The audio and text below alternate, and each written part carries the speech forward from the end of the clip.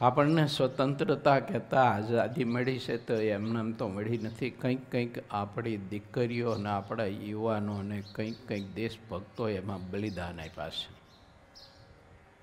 ત્યારે આપણા હાથમાં આ સુખ આવ્યું છે. તો જે હાથમાં સુખ આવ્યું છે તે ઢોળાઈ ન જાય એના માટે આપણામાં દેશભક્તિનું ગૌરવ, ઇષ્ટભક્તિનું ગૌરવ, માતૃ પિતૃ સંત ભક્તિ, શાસ્ત્ર ભક્તિ અને આપણી હિન્દુ સંસ્કૃતિનું ગૌરવ, એ ભક્તિ આપણામાં હોવી બહુ જ અનિવાર્ય અને જરૂરી છે. જો આ ભક્તિ નહીં હોય તો સમયાંતરે ખબર નહીં કે આ દેશનું શાસન વળી પાછું કોઈના હાથમાં જવાનો કોઈ એવો અવકાશ પણ આવી શકે. કારણ તો કે આપણી દેશભક્તિની નિષ્ક્રિયતા, આપણી ઇષ્ટભક્તિની નિષ્ક્રિયતા, આપણી માતૃ પિતૃ ભક્તિની, હિન્દુ સંસ્કૃતિની નિષ્ક્રિયતા કોઈને આવો અવકાશ આપી શકે, સંભવ છે. માટે આપણને સુખ જે હાથમાં આવ્યું છે, મળ્યું છે, તે ઢોળાઈ ન જાય એના માટે પ્રત્યેક માનવ જવાબદાર છે. સુખી થવું હોય તો આટલું કરજો. મારી વિનંતી સાથે એક આપણા હૃદય સુધી પવિત્ર સંદેશો પહોંચાડું છું. પહેલું એ કરજો, પોતપોતાના ઈષ્ટદેવની ભક્તિ દ્રઢ કરજો, ઉપાસના દ્રઢ કરજો. સમગ્ર ભારતવાસીઓ અને આપણા હિન્દુ ભાઈઓને વિનંતી છે કે ચાહે તે ઈષ્ટદેવને તમે આરાધતા હોય, માનતા હોય, તો તે ઈષ્ટદેવનું નિત્ય નિયમિત દર્શન કરવા માટેનો નિયમ રાખજો. ભગવાન રામજીની ઉપાસના કરતા હોય, કૃષ્ણની ઉપાસના કરતા હોય, ભોળાનાથની કરતા હોય, ભગવાન સ્વામિનારાયણની આરાધના ઉપાસના કરતા હોય, કોઈ માતાજીની ઉપાસના આરાધના કરતા હોય, પણ પ્રત્યેક હિન્દુ ભાઈઓ બહેનો, બાળકો, યુવાનો, વૃદ્ધો, વડીલો નિત્ય મંદિર જવાનો નિયમ રાખજો. ઠાકોરજી મહારાજના દર્શન કરી 5 પછી માળા કરજો.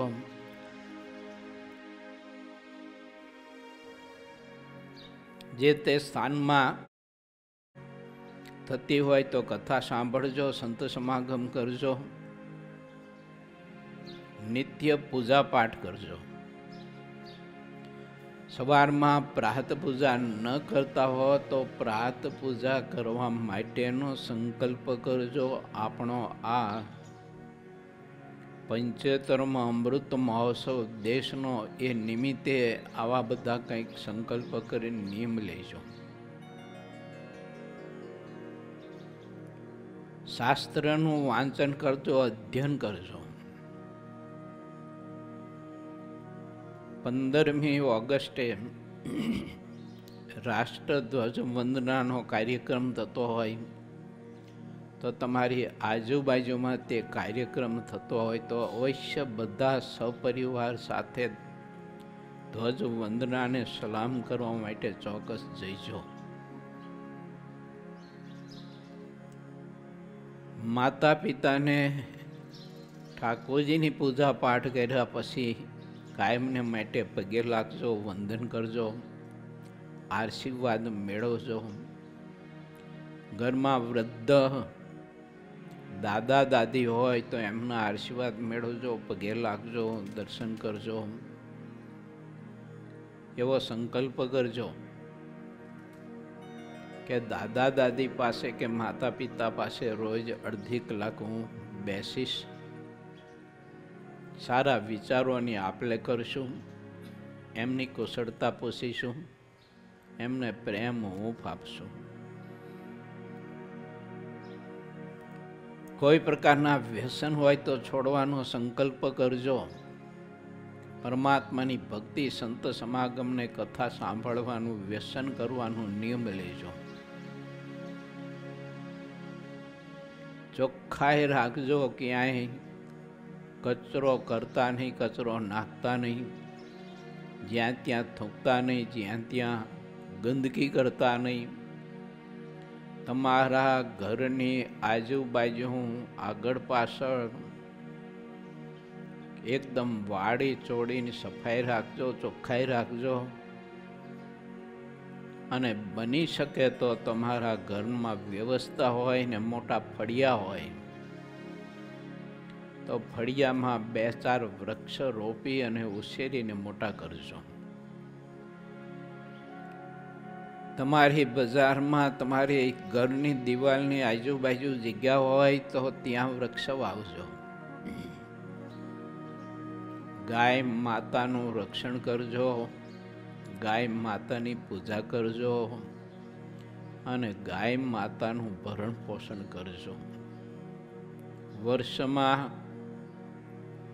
જે કંઈ તમે સંપત્તિ કમાતા હો તો તેમાંથી ગાય માતાને એકાદો ભોર, કાંઈક કડબ, મગફળીનું પાનું, યા તો ચણા વાવતા હોય તો ચણાનું ખાર્યું વગેરે વગેરે, કોઈ ગૌશાળા ચાલતી હોય, પાંજરાપોળ હોય તો ત્યાં ગૌ માતાને ઘાસચારો પહોંચાડજો. વર્ષમાં એકાદું ભોર તો આપવું. આપણા પ્રત્યેક હિન્દુની આ એક ફરજ છે, પશુની સેવા કરવી.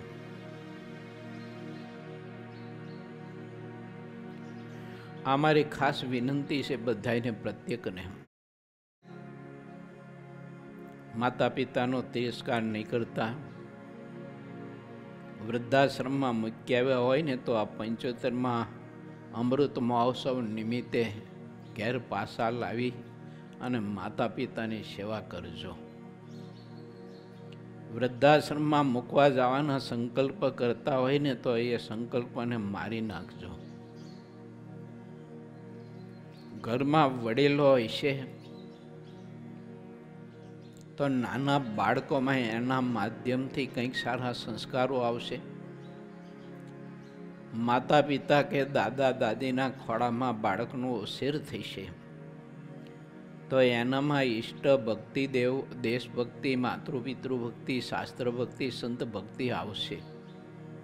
એનામાં સારા વિચારો આવશે તો બાળક સુખી થશે, સમૃદ્ધ થશે અને સર્વાંગી રીતે સક્ષમ થશે.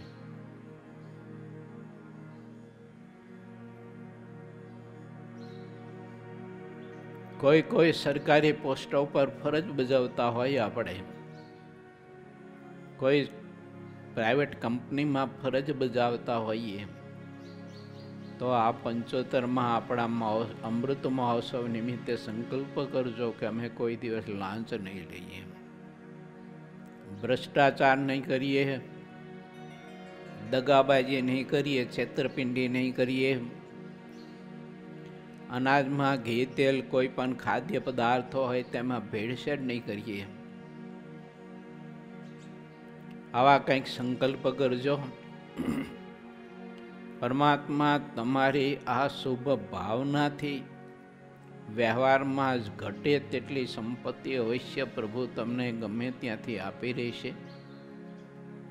પરંતુ ખોટું ન કરતા. અણહકની પરસેવા વગરની સંપત્તિ ઘરમાં લાવતા ને લાવ્યા હોય તો દેશ માટે એ સંપત્તિ પાછી આપી દેજો. સુખી થવું હોય તો. બાકી તો બધાની દ્રષ્ટિએ હું નિહાળે છે કે અણહકની લીધેલી સંપત્તિ, ચોરી કરીને લાવેલી ધન સંપત્તિ, દગો કરીને મેળવેલી ધન સંપત્તિ, કોઈને છેતરીને મેળવેલી ધન સંપત્તિ, ભેળસેળો કરી અને મેળવેલી ધન સંપત્તિ હજુ સુધી કોઈને સુખરૂપ થઈ નથી ને થશે પણ નહીં. સત્ય તે સત્ય, અસત્ય તે અસત્ય, ધર્મ તે ધર્મ, અધર્મ તે અધર્મ, નીતિ તે નીતિ, અનિતિ તે અનિતિ તે અનિતિ.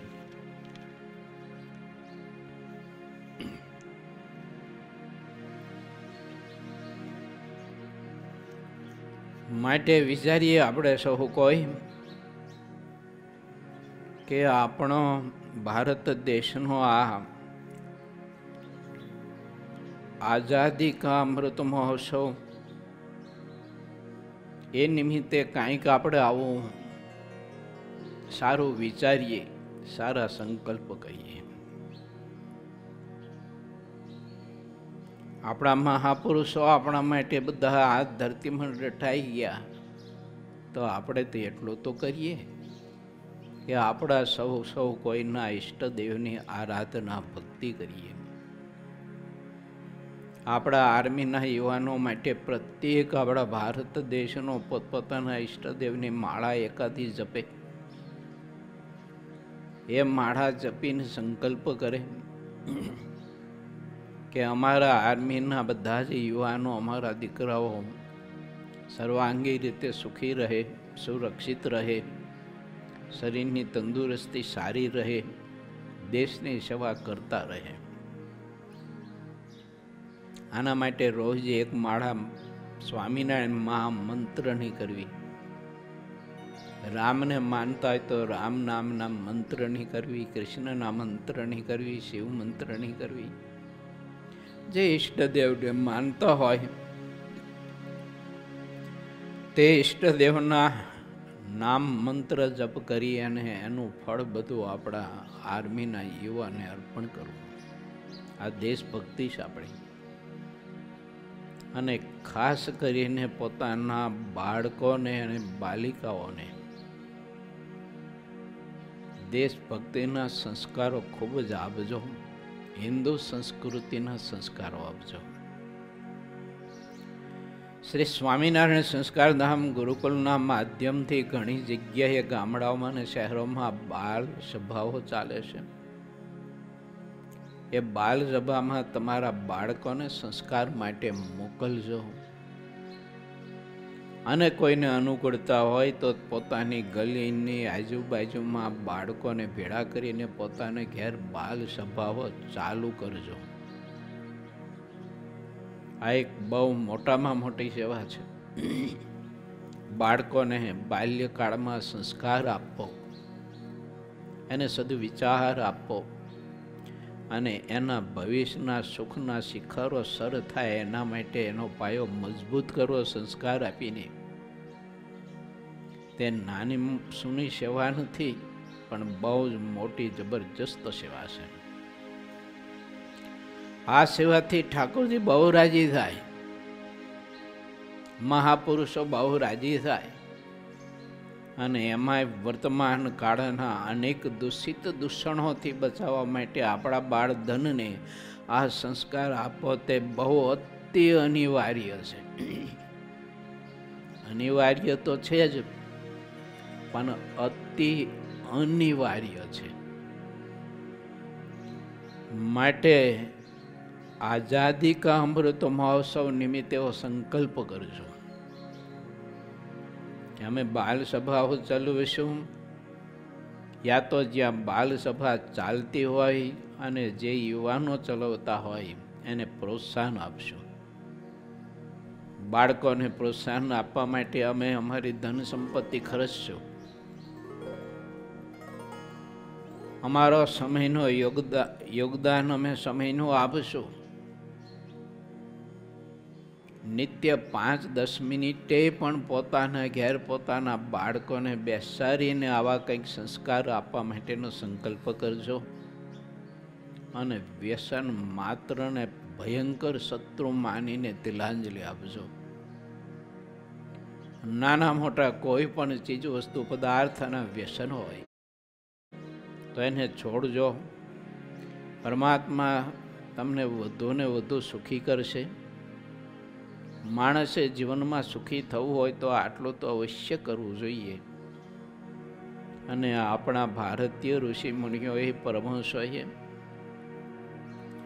જેમાં અનેક પ્રકારના માનવ જીવનના વિકાસના વિચારો લખીને આપણને સાહિત્ય આપ્યું છે, તે સાહિત્યનો અભ્યાસ કરવાનું રાખજો. એ સાહિત્ય વાંચો. શિક્ષાપત્રી, ગીતા, વચરામૃત ગ્રંથ જેવા, ભાગવત જેવા પુરાણો આ વગેરે વગેરે આપણું સાહિત્ય ઘણું બધું છે, એનું વાંચન કરજો. 2-5 ગ્રસ્તો વડીલો ભેળા મળી પ્રશ્નની આપલે કરજો. ઠાકોરજી બહુ રાજી થશે. ભગવાન શ્રી હરિના ચરણમાં પ્રાર્થના કરું, જે કંઈ કથા સાંભળો છો તે વતી, એના સમગ્ર પરિવાર વતી, અને કથા સાંભળવાના કદાચ કોઈને અવકાશ ન હોય, ન સાંભળતા હોય તો પણ ભારત દેશના કોઈ પણ ખૂણે ગ્રામ્ય કે શહેરી વિસ્તારમાં રહેતા હોય, સમગ્ર ભારત દેશના દેશવાસીઓ માટે પરમાત્માના ચરણમાં પ્રાર્થના કરું કે હે પ્રભુ, અમારા આ ભારત દેશના દેશ બાંધવોને, અમારા યુવાનને, અમારી યુવાન દીકરીઓને તમે ખૂબ સંસ્કૃત બનાવજો, એને આદર્શ બનાવજો. એનામાં મેં કહી તે બધી જ ભક્તિ ઉદય થાય, એની દ્રઢતાને પક્વતા થાય, એવું મહારાજ તમે એને બળ આપજો, હિંમત આપજો. એની કુસંગ થકી રક્ષા કરજો, વ્યસનો થકી રક્ષા કરજો. અનેક પ્રકારના દૂષણો કે જે દૂષણો શરીર, પરિવાર, દેશ અને પરિવારની સંપત્તિને બરબાદ કરતા હોય એવા દૂષણોથી તમે મહારાજ રક્ષા કરજો. એવી પ્રભુ આપના ચરણમાં ખૂબ અંતરથી મારી પ્રાર્થના છે. ભાવથી આપણે ઠાકોરજીને વંદના કરીને પ્રાર્થના કરીએ તો ઠાકોરજી અવશ્ય આપણી પ્રાર્થના સાંભળતા હોય છે. માટે પ્રત્યેક ભક્તો આવો સંકલ્પ કરજો, ઠાકોરજીને પ્રાર્થના કરજો કે અમારા આડોશી પાડોશી, અમારા દેશના દેશ બાંધવો, ગરીબો ખૂબ સુખી થાય, ગરીબાઈ દૂર થાય, એનામાં નબળાઈઓ જે કંઈ હોય તે બધી દૂર થાય અને ખૂબ સબળ બને, બળવાન બને, સંસ્કારી બને, આદર્શ બને. એવી પ્રભુ તમે કૃપા કરજો. એવી પરમાત્માને સૌ પ્રાર્થના કરજો.